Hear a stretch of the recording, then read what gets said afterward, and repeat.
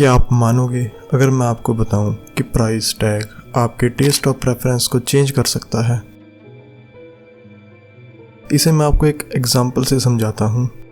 कुछ लोगों को अलग अलग तरह की वाइन दी गई, each level with a different price, पर उन्हें ये नहीं पता था कि ये कुछ वाइन्स सेम ही थी, बस प्राइस, ब्रांडिंग और स्टोरी टेलिंग का डिफरेंस था।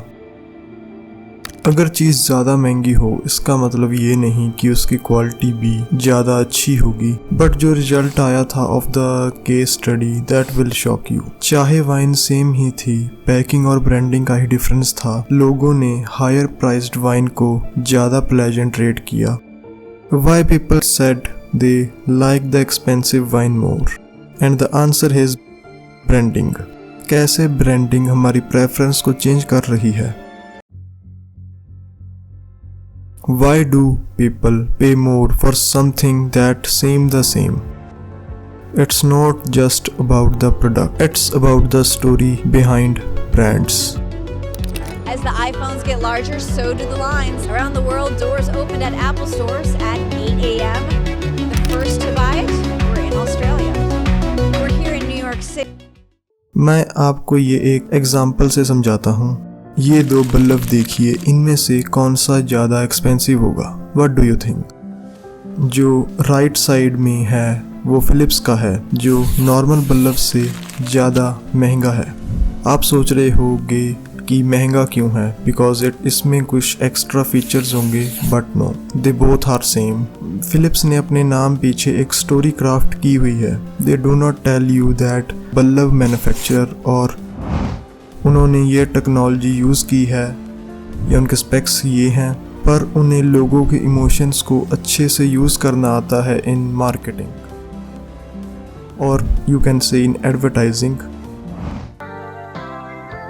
ये भरोसा, ये साथ तुम्हारा, रोशन जहां, फिलिप्स पे यकीन हमारा, रोशन जहां। फिलिप्स 100% भरोसा, 100% रोशनी। ये एड 1990s में टीवी पर चलाया गया था, और आप देख सकते हैं कि कैसे उन्होंने इमोशनल मार्केटिंग यूज़ की है। They have crafted story of a brand.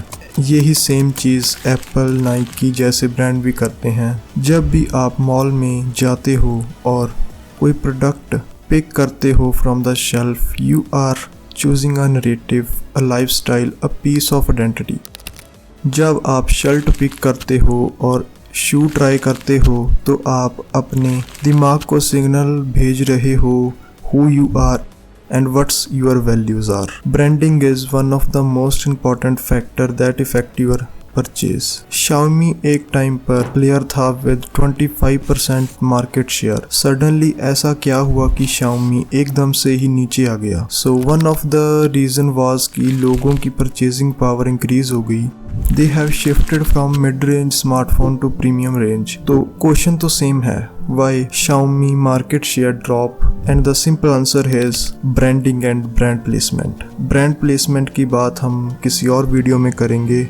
So now focus on branding. Xiaomi ने स्पेसिफिकेशन पर ज़्यादा फोकस किया rather than branding. 48 megapixels, 64, 108 megapixel and so on. क्या आपको पता है कि एप्पल की बैटरी कितने mAh की है और कैमरा कितने मेगापिक्सल का?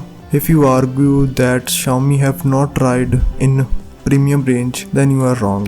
They have made smartphones which are equal to the specification and have competitive pricing, but they can't survive the market because of one factor, which is called branding. Your favorite brand is not just selling a product, it's selling piece of identity. अगली बार जब आप कोई चीज़ खरीदने लगो, एक पल के लिए रुकना और सोचिए, मैं इस प्रोडक्ट को क्यों चूज कर रहा हूँ, for what values it represent. Price tag सिर्फ वैल्यू नहीं दिखाता, बल्कि हमारे प्रिस्क्रिप्शन को शेप करता है क्वालिटी, टेस्ट और डिजायरेबिलिटी के हिसाब से। एक सिंपल केस स्टडी ने दिखाया कि लोगों ने सेम वाइन को अलग अलग तरह से रेट किया, सिर्फ प्राइस लेवल का डिफरेंस था।